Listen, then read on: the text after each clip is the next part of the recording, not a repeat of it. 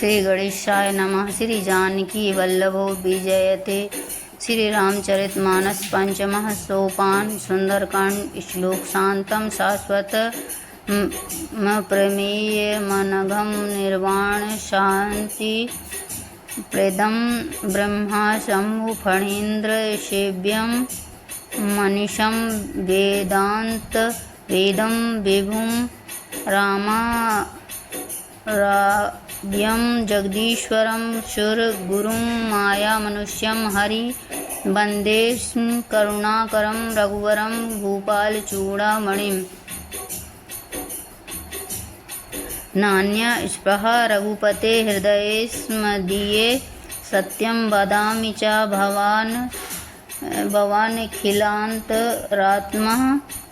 भक्तिप्रियश्च रघुपुंगो निर्भरं मे कामादिदोषरहितं कुरु मानसं च अतुलितबलधामं हेमशैलाभदेहं दनुज वनकृशानुं ज्ञानिनामग्रण्यं सकलगुणनिधानं वानराणामधीशं रघुपतिप्रियभक्तं वातजातं नमामि।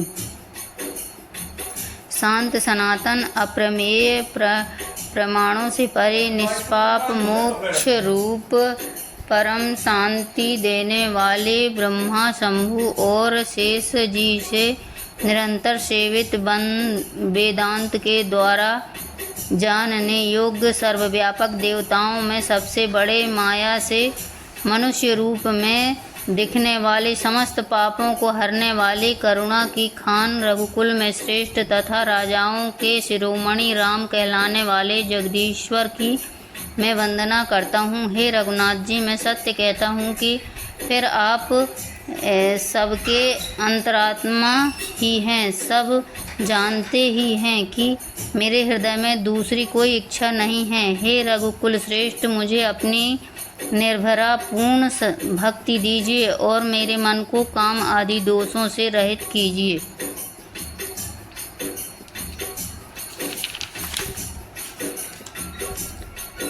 अतुलित बल के धाम, सोने के पर्वत सुमेरु के समान कांति युक्त शरीर वाले दैत्य रूपी वन को ध्वंस करने के लिए अग्नि रूपी ज्ञानियों में अग्नि संपूर्ण गुणों के निधान वानरों के स्वामी श्री रघुनाथ जी के प्रिय भक्त पवन पुत्र हनुमान जी को मैं प्रणाम करता हूँ। जामवंत के वचन सुहाए, सुन हनुमंत हृदय अति भाए। तब लगे मोहि परखियो तुम भाई, सहिक दुख कंद मूल फल खाई। जब लगी आबों सीत ही देखी, होए काज मोहि हरस विशेषी। यह कहे नाय सबन कहूँ माथा, चले हरस ही धर रघुनाथा। सिंधु तीर एक भूधर सुंदर, कौतुक कूद चढ़े उता ऊपर। बार बार रघुवीर समारी, तर के उपवन तनय बल भारी। जेहि गिर चरण दे हनुमंता, चले सुगा पाताल तुरंता।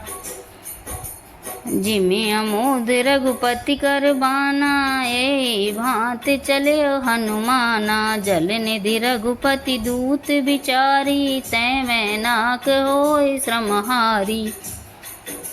हनुमान तेहि परसा कर पुनि कीन प्रणाम। राम काज कीने बिनु मोहि कहाँ विश्राम। लखन सिया रामचंद्र शंकर हरि ओम। जामवान के सुंदर वचन सुनकर हनुमान जी के हृदय को बहुत ही भाए। वे बोले, हे भाई, तुम लोग दुख सहकर कंदमूल फल खाकर तब तक मेरी राह देखना, जब तक मैं सीता जी को देखकर लौट ना आऊं। काम अवश्य होगा, क्योंकि मुझे बहुत ही हर्ष हो रहा है। यह कहकर और सबको मस्तक नवाकर तथा हृदय में श्री रघुनाथ जी को धारण करके हनुमान जी हर्षित होकर चले। समुद्र के तीर पर एक सुंदर पर्वत था, जहाँ हनुमान जी खेल से ही अनायासी कूद कर उसके ऊपर जा चढ़े और बार बार श्री रघुनाथ जी का स्मरण करके अत्यंत बलवान हनुमान जी उस पर से बड़े वेग से उछले। जिस पर्वत पर हनुमान जी पैर रखकर चले, जिस पर से वे उछले, वह तुरंत ही पाताल में धंस गया। जैसे श्री रघुनाथ जी का अमोघ बाण चलता है, उसी तरह हनुमान जी चले। समुद्र ने उन्हें श्री रघुनाथ जी का दूत समझकर मैनाक पर्वत से कहा कि हे मैनाक, तू इनकी थकावट दूर करने वाला हो, अर्थात अपने ऊपर इन्हें विश्राम दे। हनुमान जी ने उसे हाथ से छू दिया, फिर प्रणाम करके कहा, भाई श्री रामचंद्र जी का काम किए बिना मुझे विश्राम कहाँ है। जात पवन सुत देवन देखा, जाने कहूँ बल बुद्धि विशेषा, सुरसा नाम इनके माता, पठे आए कहते बाता। आज शरण मोहि दीन आहारा, सुनत बचन कहे पवन कुमारा। राम काज कर फिर मैं आवो, सीता कहे सुध प्रभु ही सुनावो। तब बदन पैठियहु आई, सत्य कहूँ मोहि जान दिमाई। कवने हूँ जतन दे नहीं जाना, ग्रससि न मोहि कहूँ हनुमाना। जो जन भरते ही बदन पसारा, कपितनु कीन दुगुन विस्तारा। सोर जो जन मुख तै टयऊ, तुरत पवन सुत 32 भयऊ। जस जस सुरसा बदन बढ़ावा, तास दून कपि रूप दिखावा। सत जो जन तहि आनन कीना, अतिल गुरूप पवन सुत लीना। बदन पैठ पुनि बाहिर आवा, मांगा विधाता सिर नावा। मोहे सुरन तेहि लागे पठावा, बुद्धि बल मरम तोर मैं पावा। राम काज सब करिहऊँ, तुम बल बुद्धि निदान। आशीष दे गए सो हरष चले हनुमान, लखन सिय रामचंद्र शंकर हरि ओम।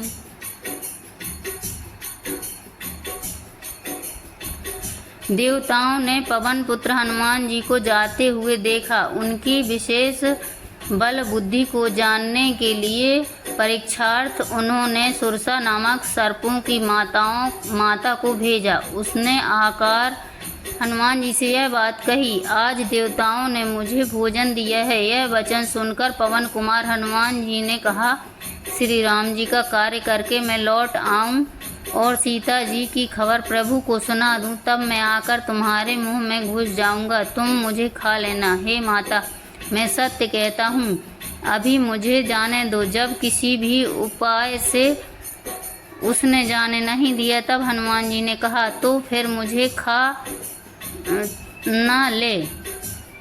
उसने योजन भर 4 कोस में मुंह फैलाया। तब हनुमान जी ने अपने शरीर को उससे दूना बढ़ा लिया, उसे 16 योजन का मुख किया।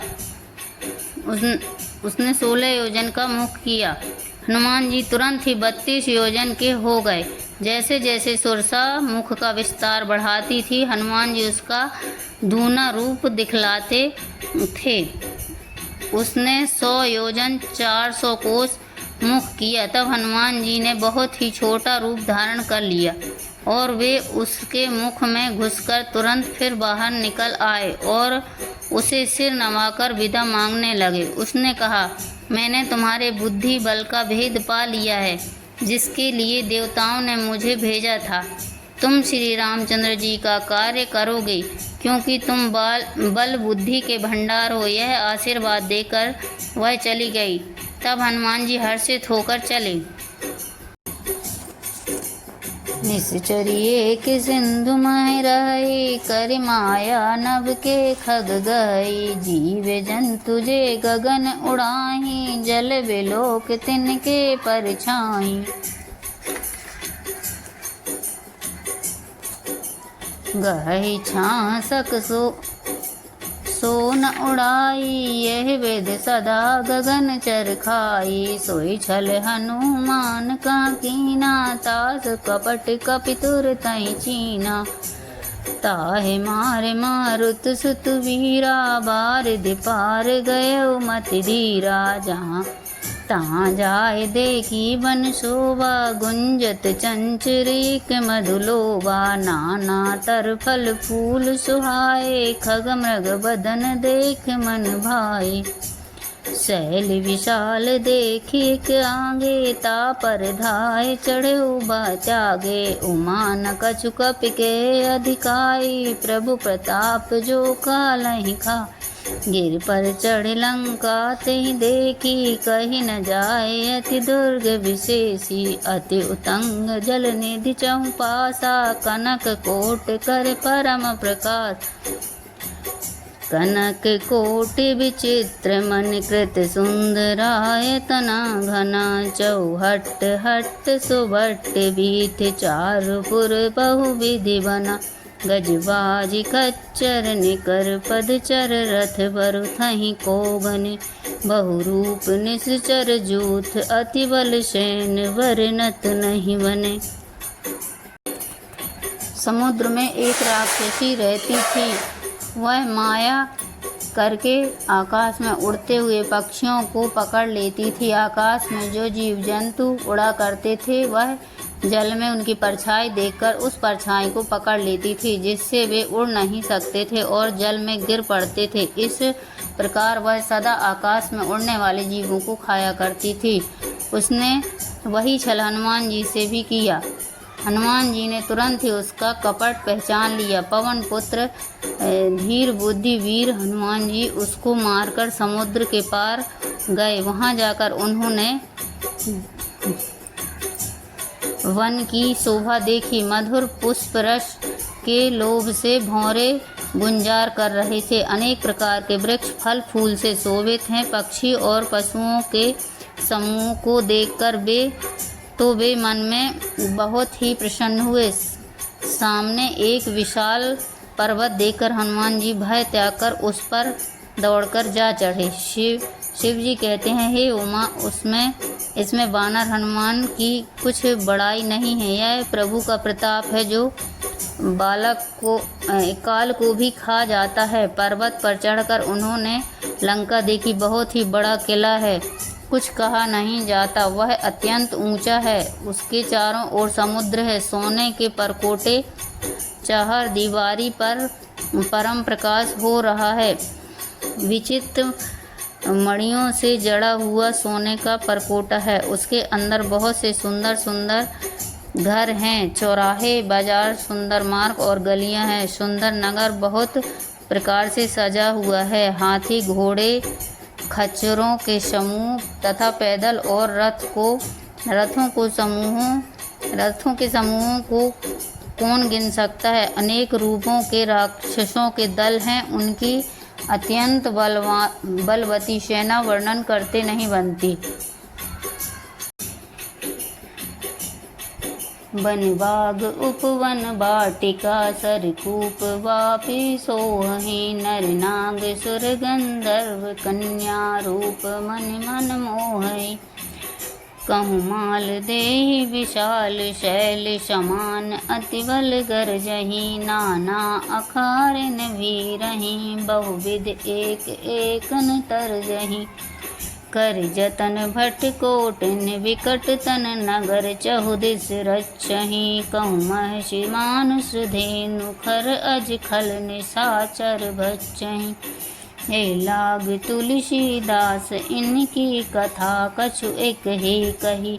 रघुवर शर तीरथ, रघुवीर शर तीरथ। शरीर त्याग गति पैहि सही। पुर रखवारे देखे बहु, कपि मन कीन विचार। अति लघु रूप धरो निशीन, नगर करो पैसार। लखन सिय रामचंद्र शंकर है। मशक समान रूप कपि धरय, लंकहि चले सुमिर नर हरय। नाम लंकनी एक निश्चरी, सो कह चले से मोहि निंदरी। जान ही नहीं मरुम सट मोरा, मोर आहार जहाँ लग चोरा। मुटिका एक महाकपिहनी, रुधिर बमत धरनी ठन मनी। वन, बाग, उपवन, बगीचे, फुलवाड़ी, तालाब, कुएं और बावलियां सुशोभित हैं। मनुष्य, नाग, देवताओं और गंधर्वों की कन्याएं अपने सौंदर्य से मुनियों के भी मनों को मोह लेती हैं। कहीं पर्वत के समान विशाल शरीर वाले बड़े ही बलवान मल्ल पहलवान गरज रहे हैं। वे अनेकों अखाड़ों में बहुत प्रकार से भिड़ते और एक दूसरे को ललकारते हैं। भयंकर शरीर वाले करोड़ों योद्धा यत्न करके बड़ी सावधानी से नगर की चारों दिशाओं में सब ओर से रखवाली करते हैं। कहीं दुष्ट राक्षस भैंसों, मनुष्यों, गायों, गधों और बकरों को खा रहे हैं। तुलसीदास ने इनकी कथा इसलिए कुछ थोड़ी सी कही है कि ये निश्चय ही श्री रामचंद्र जी के बाण रूपी तीर्थ में शरीर को त्याग कर परम गति पावेंगे।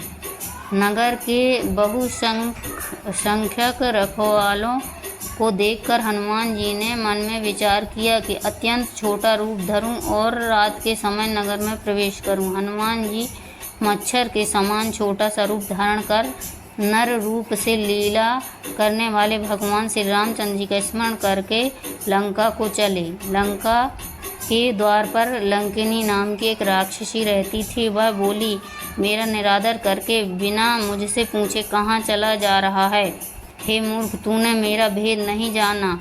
जहाँ तक जितने चोर। वह लंकिनी फिर अपने को संभाल कर उठी और डर के मारे हाथ जोड़कर विनती करने लगी। बोली, रावण को जब ब्रह्मा जी ने वर दिया था तब चलते समय उन्होंने मुझे राक्षसों के विनाश की यह पहचान बता दी थी कि जब तू बंदर के मारने से व्याकुल हो जाए तब तू राक्षसों का संहार हुआ जान लेना। हे तात, मेरे बड़े पुण्य हैं जो मैं श्री रामचंद्र जी के दूत आपको नेत्रों से देख पाई।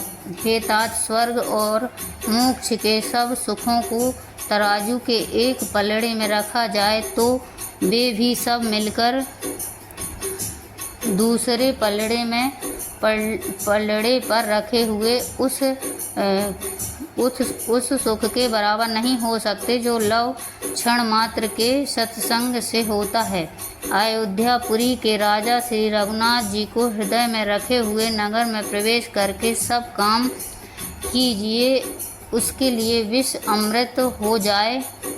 शत्रु मित्रता करने लगते हैं, समुद्र गाय के खुर के बराबर हो जाता है, अग्नि में शीतलता आ जाती है और हे गरुड़ जी, सुमेरु पर्वत उसके लिए रज के समान हो जाता है, जिसे श्री रामचंद्र जी ने एक बार कृपा करके देख लिया। तब हनुमान जी ने बहुत ही छोटा रूप धारण किया और भगवान का स्मरण करके नगर में प्रवेश किया। उन्होंने एक प्रत्येक महल की खोज की, जहाँ जहाँ असंख्य योद्धा देखे। फिर वे रावण के महल में गए। वह अत्यंत विचित्र था, जिसका वर्णन नहीं हो सकता। हनुमान जी ने उस रावण को शयन किए देखा, परंतु महल में जानकी जी नहीं दिखाई दी। फिर एक सुंदर महल दिखाई दिया, वहाँ उसमें भगवान का एक अलग मंदिर बना हुआ था। वह महल श्री राम जी के आयुध, धनुष, बाण के चिन्हों से अंकित था। उसकी शोभा वर्णन नहीं की जा सकती। वहाँ नवीन नवीन तुलसी के वृक्ष समूहों को देख कपिराज श्री हनुमान जी हर्षित हुए। लंका तो राक्षसों के समूह का निवास स्थान है, यहाँ सज्जन साधु पुरुष का निवास कहाँ? हनुमान जी इनमें इस प्रकार तर्क करने लगे मन में। उसी समय विभीषण जी जागे। उन्होंने विभीषण राम नाम का स्मरण किया। हनुमान जी ने उन्हें सज्जन माना और हृदय में हर्षित हुए। हनुमान जी ने विचार किया कि इनसे हट करके अपनी ओर से ही परिचय करूँगा, क्योंकि साधु से कार्य की हानि नहीं होती। ब्राह्मण का रूप धारण कर हनुमान जी उन्हें वचन सुनाए। सुनते ही विभीषण जी उठकर वहां आए, प्रणाम करके कुशल पूछी और कहा कि हे ब्राह्मण देव, अपनी कथा समझाकर कहिए, क्या आप हरि भक्तों में से कोई हैं? क्योंकि आपको देखकर मेरे हृदय में अत्यंत प्रेम उमड़ रहा है। अथवा क्या आप दीनों से प्रेम करने वाले स्वयं श्री राम जी हैं, जो मुझे बड़भागी बनाने घर बैठे दर्शन देकर कृतार्थ करने आए हैं? तब हनुमान जी ने श्री रामचंद्र जी की सारी कथा कहकर अपना नाम बताया। सुनते ही दोनों के शरीर में पुलकित हो गए और श्री रामचंद्र जी के गुण समूहों का स्मरण करके दोनों मन प्रेम और आनंद में मग्न हो गए।